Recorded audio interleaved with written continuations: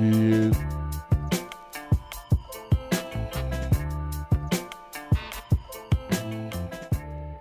Presumed guilty under scrutiny. The GRAP files. Episode 5. The Administrative Gauntlet.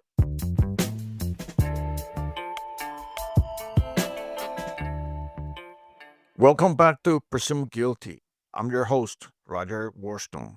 In episode 4, The Soldier Shield, we laid out the total collapse of CID's criminal investigation. They spent months and millions trying to prove a crime. They found zero evidence, zero credible witnesses among the roughly 150 soldiers they questioned, and instead piled up a testimony confirming my integrity. The criminal case was dead on arrival. But the failure of CID did not mean the failure of the scapegoat protocol. The High Command, desperate to justify a $1 billion loss and salvage something from a wasted investigative campaign, simply shifted tactics. If the system could not convict me in a courtroom, it would ruin me in the conference room. In this episode, the 5 moves from the shadows of federal surveillance to the direct open air punishment carried out by my own leadership. This is the administrative gauntlet. Here's what we are going to walk through. The command betrayal. The moment my unit command structure was finally informed of the investigation and how CID, having failed to secure a conviction, intensified the pressure on my unit to ensure I was punished administratively, illegal punishment. The unfounded claims and fabricated inferences CID handed over, and the illegal administrative punishment my unit imposed anyway. This is the moment my life was completely turned upside down. The disparity of justice. How my administrative punishment, despite zero proven criminal wrongdoing, was harsher than the actions taken against soldiers who had committed serious documented offenses. The question of bias. The painful and avoidable question hovering over the entire GRAP scandal. Was this massive injustice and disproportionate punishment a direct result of systematic racism? I will share accounts of other friends who were crushed for trivial infractions, forcing us to ask whether this happened because we were Hispanics, blacks, people the system felt it could sacrifice. We're about to step into the final crushing phase of the military's attack. The stage where lack of evidence meant nothing and the hunger for a scapegoat meant everything.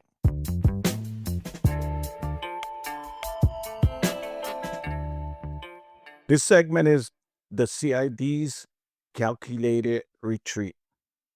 By the time we reach this part of the story, CID has already been exposed as ineffective and abusive. They failed to find a crime, failed to find a witness willing to lie, and even managed to physically assault a soldier with PTSD under the banner of investigation. But their failure in a criminal arena did not mean they were finished with me. It simply meant they changed weapons. To understand what they did next, we need to look at the legal angle they used as a shield. CID, as a federal investigative body, claimed jurisdiction over us, low ranking soldiers. Because federal funds flowed through DocuPack and into GRAP program, as long as you could say federal money went here, you could argue the federal investigators had a reason to get involved. That justification gave them the hook to open their cases. But it did not give them what they really wanted: prosecutable criminal fraud. They could not meet the standard. They did not have the evidence, the witnesses, or the facts to take us to a fair trial and win. They knew it. So they relied on something else: the power of administrative punishment. CID agents understood that even if they could not convict us in a courtroom, they could still weaponize unfavorable information, rumors, coerced statements, distorted paperwork, and hand it off to the authorities who did not need proof beyond a reasonable doubt. Their goal quietly shifted from criminal justice to financial and political recovery. Instead of proving a crime, they focused on gathering just enough smoke to hand our careers to one of three entities that could hurt us without ever going to trial: our command, the city, and the state. If any of these entities succeed in forcing us to repay GRAP money or in blocking our promotions, ruining our records, or effectively pushing us out, CID could claim victory. They could point to the dollar's claw back and say, look at the money we recovered from fraud, even when no fraud had ever been proven. It was a perfectly cynical mechanism: fail the criminal case, win the financial recovery and political cover. Once CID realized they could not win a criminal conviction against me, they shifted to administrative play. They gather up their enormous file on me, a file stuffed with inconclusive bank records, failed surveillance logs, and more than 100 statements affirming my integrity, and marched it to my command structure. This was not a neutral transfer of information. It was a calculated effort to put maximum pressure on my unit commander. The real choice they created for him was simple: defend an innocent soldier and risk your own career by appearing to protect someone CID had targeted, or protect yourself and your prospects by obeying the unspoken directive from higher echelons and punishing me administratively. The message behind the file was clear. We couldn't nail him criminally, but there's enough smoke for you to burn his career. My command had been kept largely in the dark about the details of the investigation for months. They knew something was happening, but not to the extent of CID's failure or their abusive tactics. Then suddenly, the file landed on their desks like a bomb. In the next segment, we will go into the moment my leadership understood the storm they've been dragged into, and how quickly they decided to save themselves instead of standing up for the truth. This was the turning point when my own unit, the people I had supported with my time, money, and loyalty, made the choice to turn against me. This segment is the betrayal of command. CID failed to label me a criminal, but they managed to label me a problem.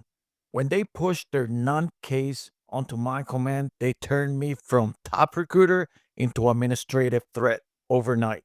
The timing could not have been more bitter. All of this came to a head in August of 2014. By then, I was not just a successful recruiter. I was leading the recruiting team, and we were the best in the state of Pennsylvania. We weren't just doing well, we were dominating. At the beginning of that year, one of my recruiters was on the chopping block. His enlistment percentage hovered around 50%, and he was on the track to be fired. I pushed back, I pulled him into my team, and told my boss that I wasn't going to let him go. I said, I will work with him and make sure he has a chance to be great. And that is exactly what happened. I worked with him through the year. By the end, he and every one of my recruiters was hitting 100% or more. We were turning struggling recruiters into top performers. My name carried weight among my peers. I was on my way to becoming a legend. Listen, man, this whole entire time, I'm telling you, I'm blessed by God. Anything I touch, I turn to gold. And that's what was happening here. But they didn't want to hear that. And that is the environment CID walked into: a high performance team, a proven system of ethical recruiting, and a leader who would not give up on his people. When CID came to my unit, they told leadership that I was under investigation, but I'm certain they didn't tell the whole entire story. They did not lead with their abusive tactics. They did not lead with their lack of evidence. They did not lead with the testimonies that clear my name. My commander at that time later told me he had read the file. He was blunt about what he saw. It was nothing but unfounded investigation. It's all hearsay. No direct evidence, no witness. And this commander knew everything. But you know what was happening here? This was coming all the way from the top. They were gathering as much money as they could from soldiers. And since I was one of those soldiers with a lot of enlistments, there was a lot of money they could collect from there. Even with that admission, the atmosphere shifted instantly. The file created a cloud of suspicion that clung to me everywhere I went. My success and my refusal to compromise meant I was already a threat to those who preferred comfort over accountability. I was a sergeant first class, next in line to become a master sergeant. I was one of the best in the state, with the worst to prove it. I had a master's degree, which distinguished me among my peers. I was respected and loved by my soldiers, and I wasn't afraid to fight for what was right, even if it meant pushing back against the chain of command. That combination made me a lightning rod. When the CID file arrived, it gave my command the political excuse they needed to neutralize me without ever proving I had done anything wrong. In a cold, swift decision, my commander stripped me from my team, removing me from the leadership role where I had been excelling, order an immediate halt to any promotion I was in line to receive, cancel or froze any incentive or award pending, all under the banner of an ongoing investigation. For winning the top team of that year, that would have been a meritorious service medal. That is the highest award you can get in the National Guard. And I was supposed to receive that for being the top team in the entire state of Pennsylvania. The investigation itself was already a dead man walking. The evidence wasn't there, but the punishment was immediate, public, and devastating. I was sidelined. My reputation was shredded inside my own formation, and my life was turned upside down, not because of what I had done, but because an incompetent federal agency needed a scapegoat and nervous command structure needed a shield. CID failed to convict me criminally, but they succeeded in achieving their real objective, the destruction of my career through my own chain of command. This segment is the precedent of persecution. My commander admitted it to my face. The CID file was unfounded hearsay. Yet the administrative punishment was swift, harsh, and life altering. So, why was I such a consistent target? Why was this administrative action not just quick, but fundamentally illegal? The root of CID's obsession with my integrity ran deeper than GRAP. They were not just reacting to my success, they were exploiting an old ghost from my past. Back in 2005, the Army National Guard had already conducted an internal administrative action against me. The investigation, too, lacked a logical foundation. When I pressed for the specific reason, the answer I received was insulting, vague. Your integrity has been questioned. What kind of answer is that? You are creating a reason out of thin air, a suspicion with no evidence, no witness, no concrete allegation. That moment revealed a dangerous truth. The internal justice system could be triggered not by facts, but by discomfort and rumor. Your integrity has been questioned, became a catch all excuse to open cases they could not justify in any other way. If a system can move against a soldier without a witness and without evidence, what kind of justice is that? What does it say about a culture where leaders are more afraid of being seen protecting their people than they are punishing them unfairly? By the time of the GRAP fallout, the National Guard leadership was under intense pressure. The current general in charge knew he was standing in a political minefield. Congress wanted answers. Why has so much money been spent on a program like GRAP? Why had oversight failed? His predecessors had already paid with their jobs. He knew that if he wanted to keep his position, he had to bring back something tangible. He needed results. That is where CID team came in. They were given a singular underlying mission: bring back money and bodies.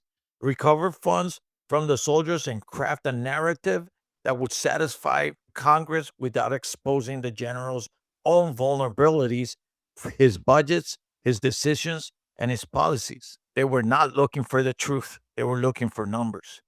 The CID's shadow foul and illegal punishment. In that context, CID's administrative pressure made perfect sense, not legally, but politically. They were using the remnants of their failed criminal case to justify illegal administrative actions against me and others.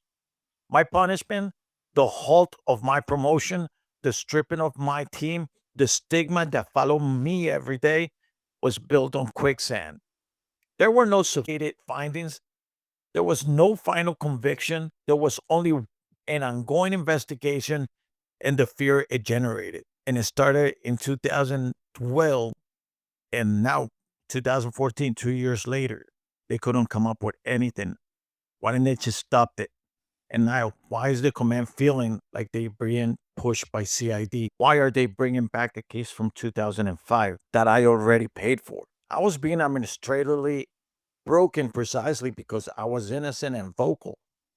That made me inconvenient. In a system hunting for scapegoats and willing to bend rules to protect leadership, an innocent man who refused to quietly disappear is more dangerous than a guilty one who will plead out.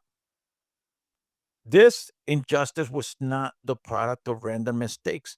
It was the logical outcome of a political engineer strategy.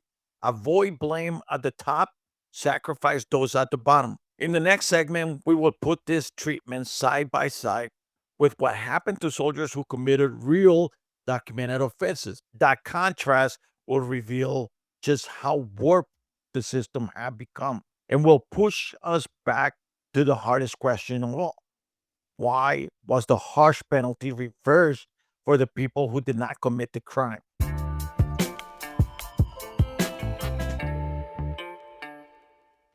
This next segment is the disparity of justice. My career was dismantled, my promotion frozen, my team taken away, my reputation shattered over unfounded accusation and a failed investigation. I was being administratively destroyed for a crime that never existed. The immediate crippling punishment. To understand how extreme this was, let's walk through what happened next step by step. At the time the administrative hit landed, I was stationed in Philadelphia, Pennsylvania.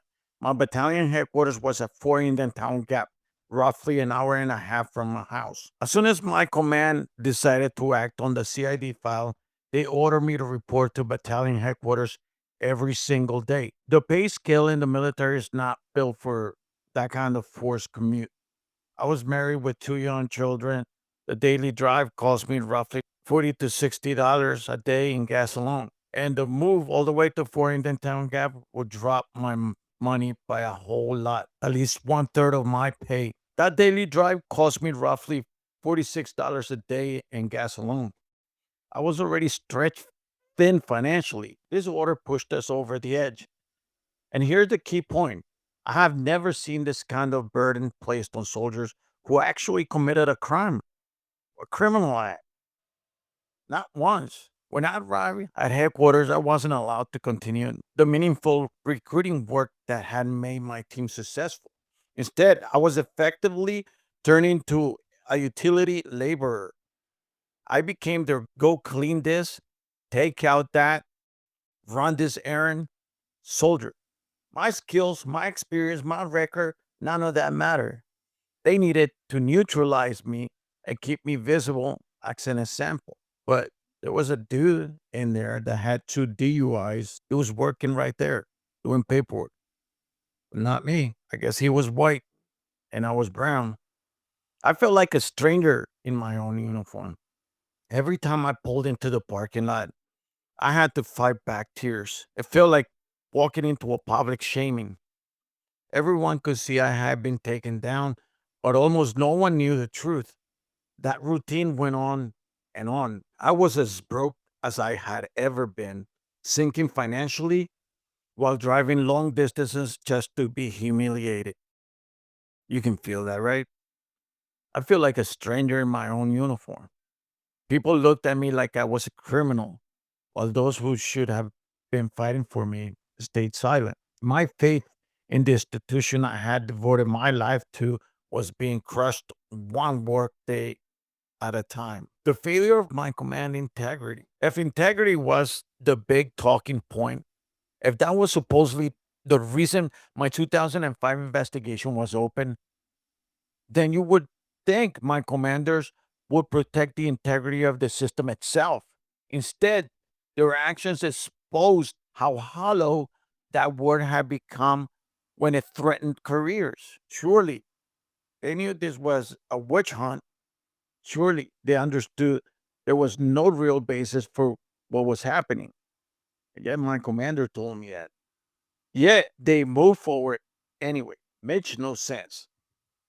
Commander sits with me to tell me that there was nothing that they had on me, and they still went forward with it. They did not challenge the Filmsy Foundation. They did not say this is wrong. From the top to the bottom, when the moment of truth arrived, integrity was nowhere to be found. Self preservation won. Protect the general, protect the narrative, sacrifice the soldier. Now let's talk about other cases involving real misconduct. There were soldiers who had serious issues, DUIs, theft, neglect of duty, that put others at risk. Their behavior was not rumored, it was documented. Yet, I never saw them subjected to the same daily financial strangulation and public humiliation that I endured. Why? They were not forced into a 90-minute commute every day to scrub floors and haul trash. And you know what? Let me not say 90-minute commute. It was 180 minutes. 90 minutes up and I'm 90 minutes down. They were not stripped of every opportunity, every incentive, and every shred of dignity in one sweeping blow. They were punished, yes, but not annihilated. Their ranks weren't even taken away from them. The disparity was staggering. The system reserved this most crushing, constant grinding form of punishment for someone whose case was built on hearsay and political pressure, no facts. At this point, the pattern was impossible to ignore. The administrative hit on me, the financial ruin imposed on my recruits, the lack of comparable punishment for others with serious offenses, all of it forced one painful question. Was this systematic persecution a quiet war against minorities? When I look back at the faces of the recruits who told me they had been targeted and intimidated by CID, the pattern was clear. The vast majority were Hispanics and African Americans. I had white soldiers who participated in GRAP, but I cannot recall a single one who came to me with a story of being aggressively interrogated or forced to forfeit their pay the way minority soldiers were. This was not a personal tragedy. It was a reflection of what military was willing to do and who it was willing to sacrifice. To protect his image and his generals, the price of saving those careers at the top was paid in ruined lives at the bottom, especially among those who already carry the heaviest burdens in society. This is the closing. The administrative gauntlet ended with my career in ruins, but it could not erase the truth. My innocence had been confirmed by my soldiers. My guilt was manufactured by my command and CID. Even the agents who work for CID must at some point have sensed that what they were doing was wrong. They may never face legal consequence for it, but life does not let actions like that stay buried forever. The impact of what they did lives on in the families they hurt, the careers they destroyed, and the trust they broke. If you are listening to this and you were one of those agents, if you follow my car, listen to my calls, leaned on my soldiers, or compiled a file that wrecked my career, I have a message for you.